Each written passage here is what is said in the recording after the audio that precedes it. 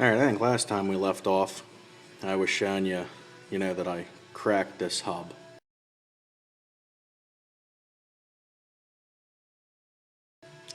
Pounding this bearing race out. I figured I'd show you the weld repair that I did on it. Now look at the top. Now yeah, there are problems with it. If I would have taken my time and put a runoff tab out here, you wouldn't see any of that. It would have been cut off nice and clean, and there is a little bit of porosity there at the very end, but wasn't worried about that. No, there's no stress here, no pressure, nothing, just a dust cap fits into there. But you can see how it's V'd out, ground it down, welded 100%, and then you can see how the crack started up here. Now this would be in the center of the crack where my finger is, ran down and ran along. So we got it taken care of, luckily. But show you how I got this bearing race started, because it's really hard to start them with one hand and hold a camera. But you get it started square,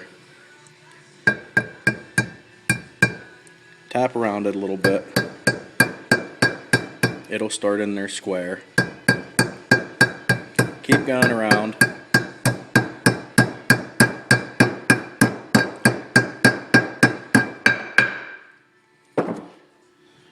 Then once it's flush, you use an apparatus such as this. It's just a punch, or you get a socket that's the same diameter, or you get a bearing and seal installer, which I have, but it's at my other job and I forgot to bring it home. But you can see that socket fits that really well. Get it centered in there, and then you just hammer it home. And I need two hands to do that, so I'm not going to videotape. Well, I'll be back. I'll set up some type of makeshift camera stand. Alright, here we go.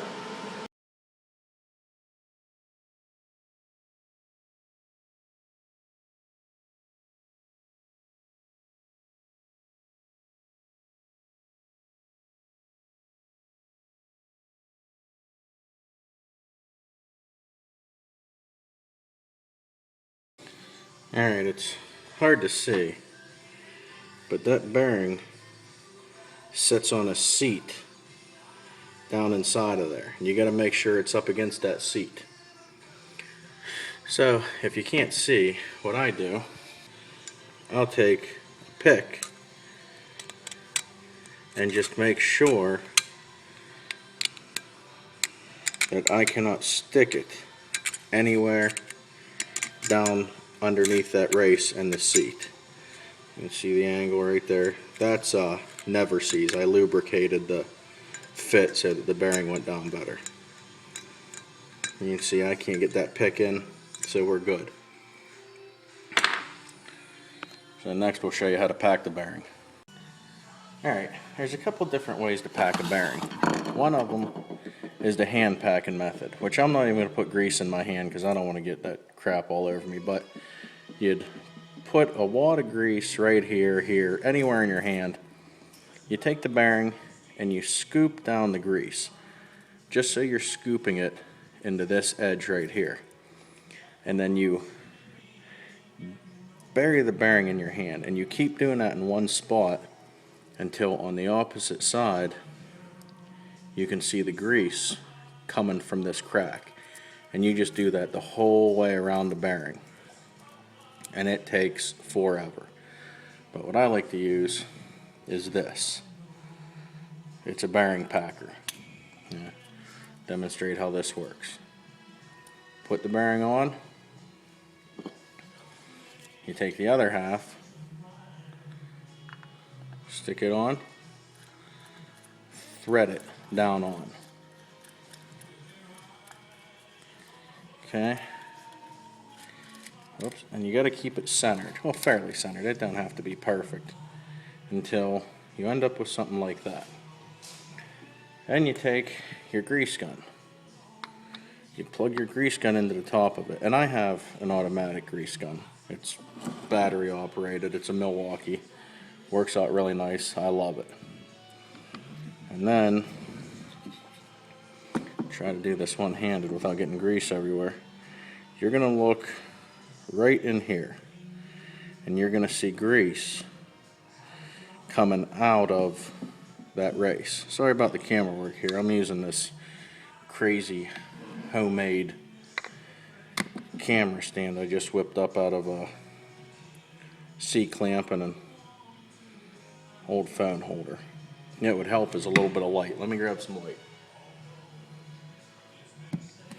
There we go. I'm a genius. Look at that. Man. You see that? Any better? Not much, huh? So we'll hold it and you guys watch.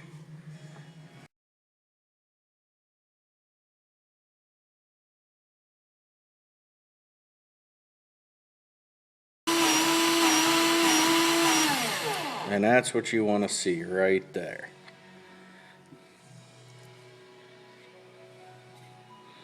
So, we'll get her taken apart. Spin that off. Wipe this down just a little bit. Remember, you do got to put this away somewhere back in your toolbox or wherever. Keep it clean. And keep it clean for another reason. You don't want dirt in your bearings.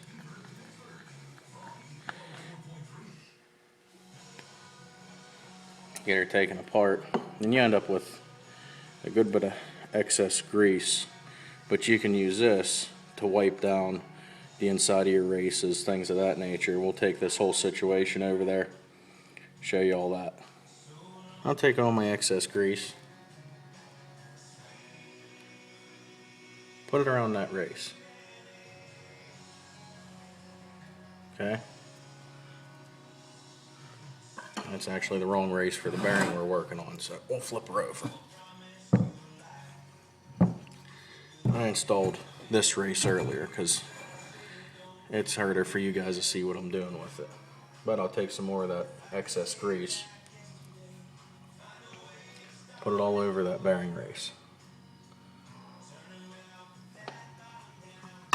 Take some more of it, like the stuff that's around here. I'll put it all over the outside of this bearing. The first few minutes of this bearing's life are its most important. That's when it breaks in. So you do not want it dry. So we got it all lubed up.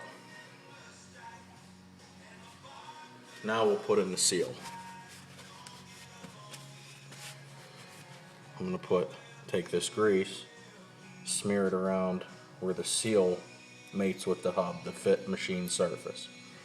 That way there's just less resistance putting it in. So get the seal, get her started, square.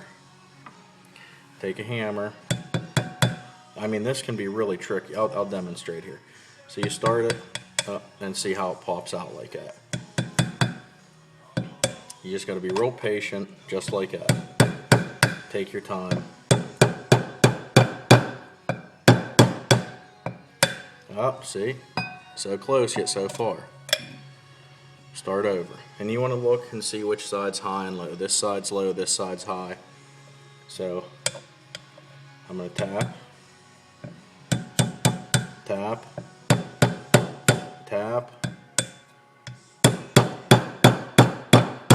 and you just keep doing that the whole way around till you get it square, and then you pound it in square by working the whole way around. I'll shut up now and just beat, and you guys can watch it in high speed because this sometimes takes a few minutes.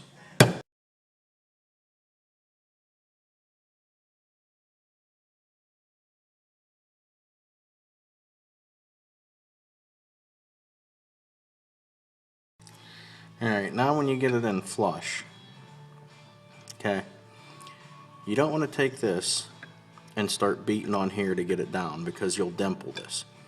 What you want to do, if you don't have a bearing and seal installer, is you want to hit on this rounded part real gently the whole way around.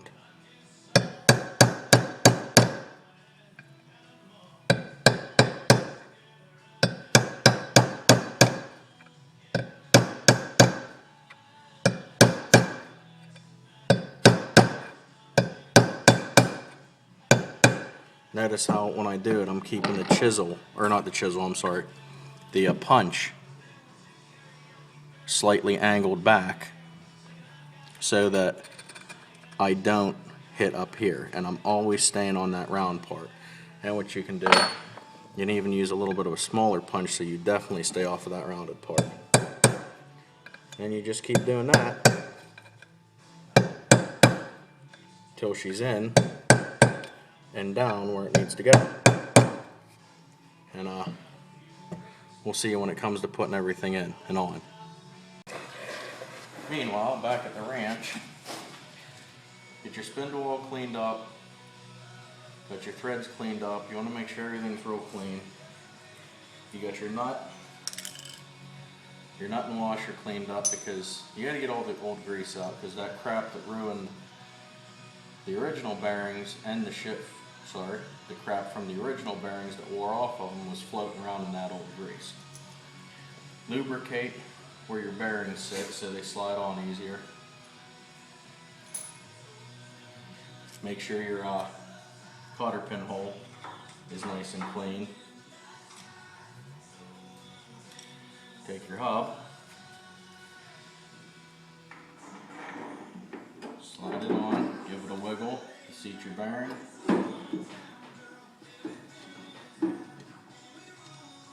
And it's on. Then you take your front bearing, which I've lubed up real good.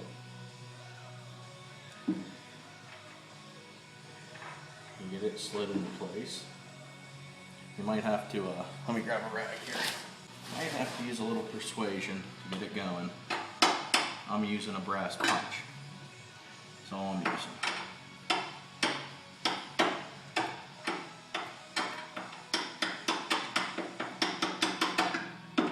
And then once it gets squared up, it'll slide right back on.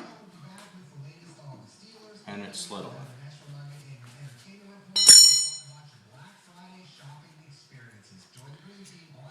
Take your washer, stick it on, slide your nut on. Not slide your nut on, spin it on. If you slide your nut on, you got trouble. Leave everything good and loose. Take your grease gun. We'll get a close up of this. Alright. Get your grease gun put on there, and you just pump until you can see grease coming out.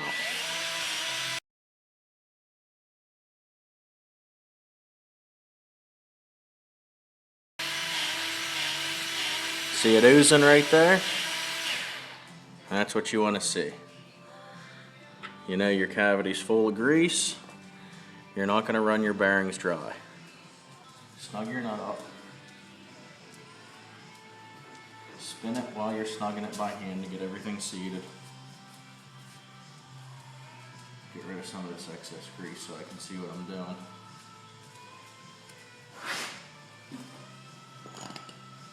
Take your ratchet and socket. And you don't want to crank these tight. And you see how I'm barely putting any pressure on this. But as I spin it, the ratchet's moving.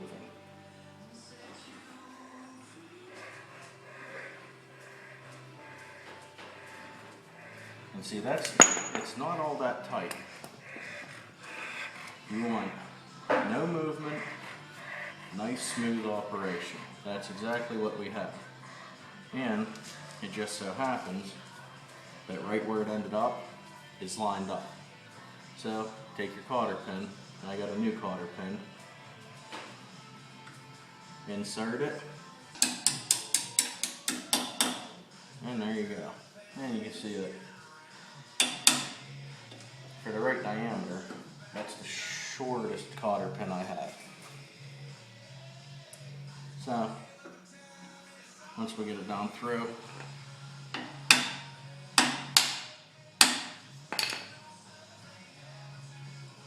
slightly bend it, clean all the stinking dog hair off from the side cutters.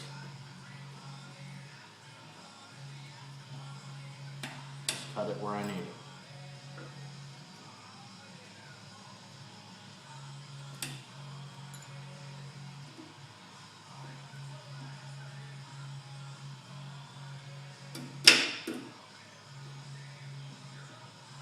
Bend it where I need it to be.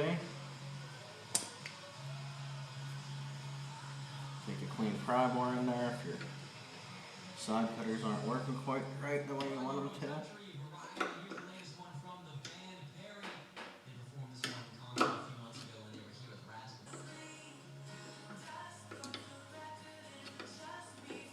Come on, you bugger. There we go. It's all good and bent up out of the way.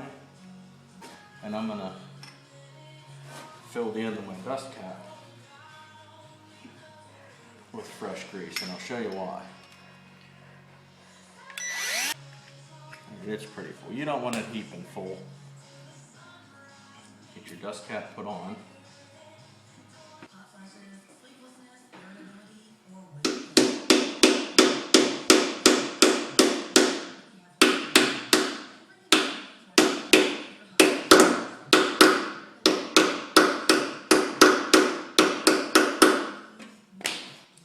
Alright, once your cap's on, get everything cleaned up. Don't leave any that grease that's squished out of there everywhere, because it'll just sling everywhere.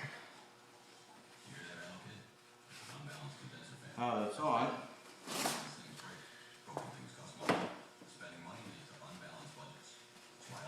you can see how that cap dimpled out. And I like doing that because what that does is, you put, when that cap dimples out, it's actually like putting grease pressure on this. And as this thing drives down the road and the bearings heat up, you're gonna lose some of the solvent that's in the grease. So this will always keep fresh grease pushing into them bearings. And that's the best way I can tell you to clean, inspect, and replace the bearings on your trailer. Oh yeah, don't forget to put your wheel on.